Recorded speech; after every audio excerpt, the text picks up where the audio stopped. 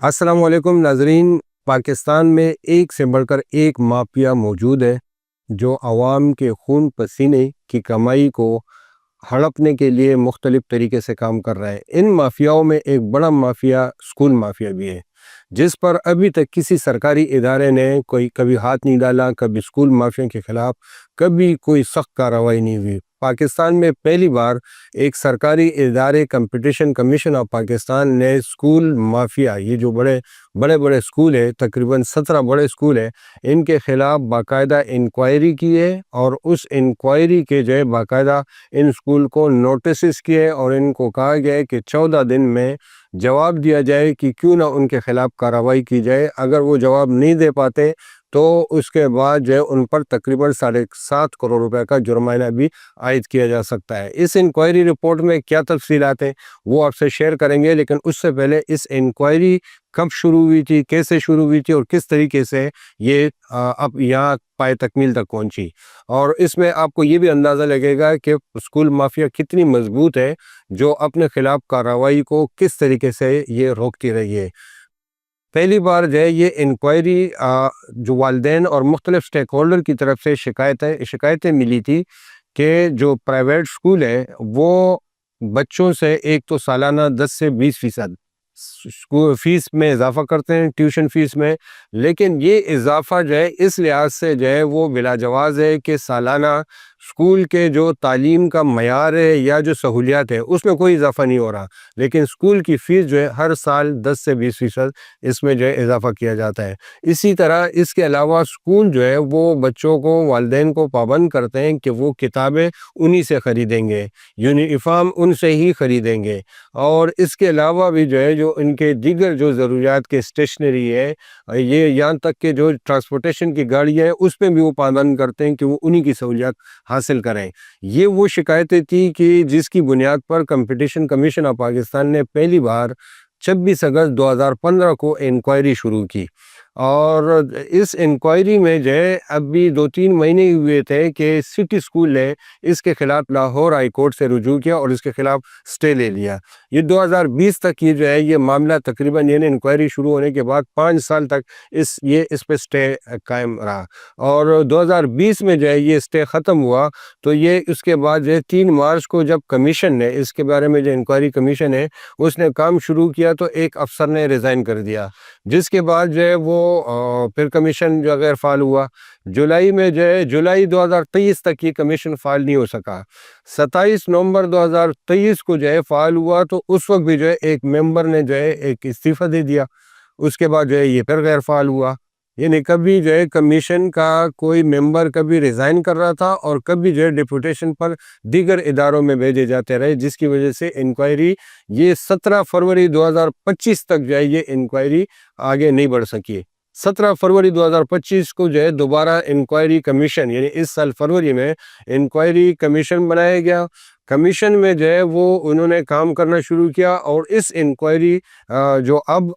گزشتہ روز اس کی رپورٹ جو جاری ہوئی ہے اس رپورٹ میں جو ہے یہ انکوائری رپورٹ جو ہے اب مکمل کر لی ہے اور رپورٹ جاری کر دی گئی ہے. رپورٹ میں کیا کہا گیا ہے؟ رپورٹ میں کہا گیا ہے کہ 17 بڑے اسکول ہیں جو باقاعدہ جنہوں نے بچے اور والدین کو ان کو ایک لحاظ سے وہ یرغمال بنایا ہوا ہے، اور ان کی اجارہ داری ہے. وہ جو مارکیٹ، اوپن مارکیٹ کی جو ایک سچویشن ہے اس کے خلاف،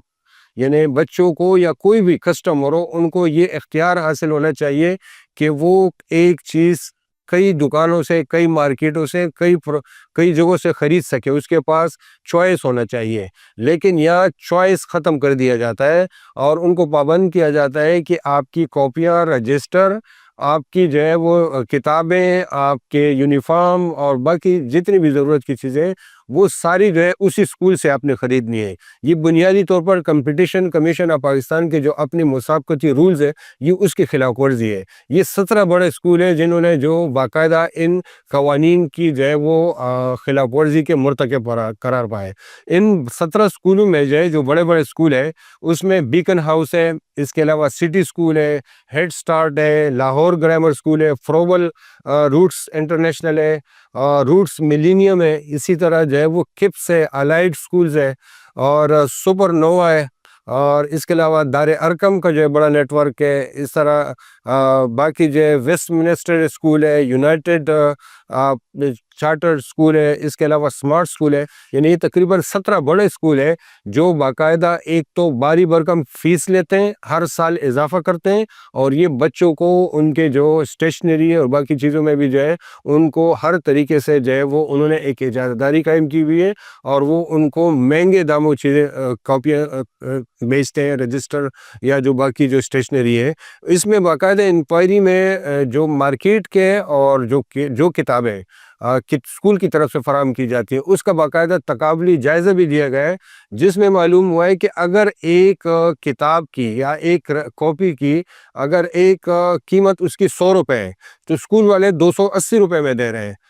اس کا مطلب ہے کہ وہ 180 روپے, اور کچھ اسکول جو ہے 280% تک 250% تک کتاب اس کی جو ہے زیادہ قیمت چارج کر رہے ہیں. اسی طرح جو ہے یونیفارم اگر وہ کہیں پر مارکیٹ میں اسی طرح بچے یا بچی کے کپڑے وہ اگر 1500 میں یا 1000 روپے میں وہ سوٹ مل رہا ہے تو وہ اسکول والے جو ہے وہ 3000 4000 میں جو ہے وہ بیچ رہے ہیں, یعنی ڈبل سے ڈبل قیمت میں ان کو پرووائڈ کرتے ہیں. اور یہ باقاعدہ ان کو یہ پابند بھی کیا جاتا ہے کہ آپ کہیں اور سے نہیں خرید سکتے ہیں, کیونکہ اس کے لیے باقاعدہ ان کے مونوگرام ان کے یونیفارم پہ بھی لگے ہوتے ہیں, ان کے کاپیوں رجسٹر پہ بھی لگائے جاتے ہیں تاکہ یہ کوئی اور کہیں اور سے یہ خرید نہ سکے. یہ بنیادی طور پر بڑے اسکول جو ہے یہ کاروبار یعنی تعلیم کے نام پر جو ہے یہ ایک بڑا کاروبار چلا رہے ہیں, اور جس کی وجہ سے پورا جو ہے پاکستان میں جو ہے یعنی ان کے لاکھوں ان کے وہ ہے نیٹ ورک ہے, ان کے ملک بھر میں جو ہے ان کی شاخیں, اور اس میں لاکھوں جو ہے اسٹوڈنٹس ہیں جن سے جو ہے فیس بھی اگر آپ معلوم کریں تو فیس بھی 1 لاکھ روپے تک بھی فیس ہے, 50,000 تک فیس ہے, اس سے زیادہ کی بھی فیس ہے. ایک تو فیس بہت زیادہ ہے, پھر اس کے بعد جو اسٹیشنری ہے اور باقی یونیفارم ہے وہ بہت زیادہ ہے. اس میں جو ہے کئی اسکولوں میں یعنی اس انکوائری میں یہ اتنے بڑے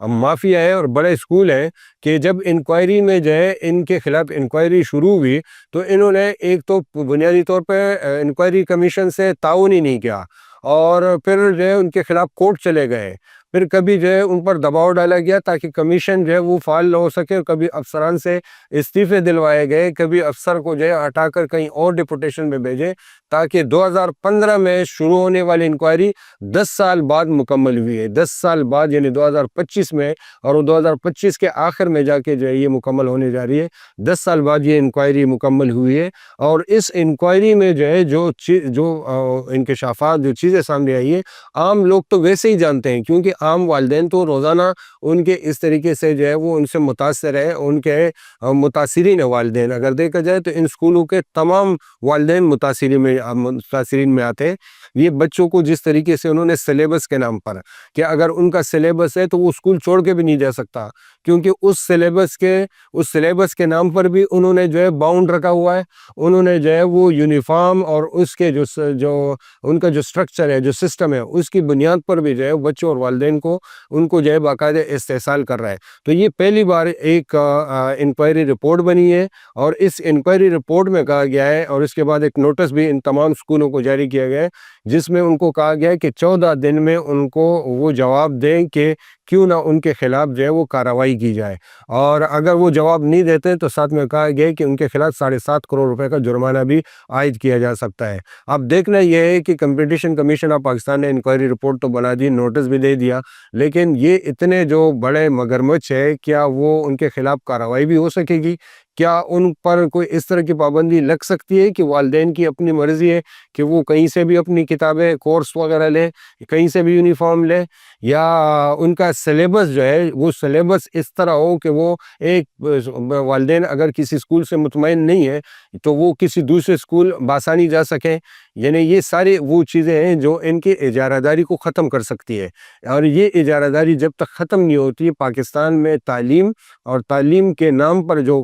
جو کاروبار چل رہا ہے یہ کاروبار ختم نہیں ہو سکتا۔ اب تو ہماری امید یہ ہے کہ صرف یہ معاملہ صرف اس نوٹس تک یا اس انکوائری تک نہیں رہے گا، اور یہ آگے بھی جو ہے آگے بڑھے گا، اور یہ تمام اسکولوں کے خلاف مؤثر کارروائی ہوگی، نئے رولز قوانین وضع کیے جائیں گے۔ والدین سے بھی درخواست ہے، والدین کو بھی چاہیے کہ وہ بھی جہاں پر لگے کہ اسکول میں جو ہے ان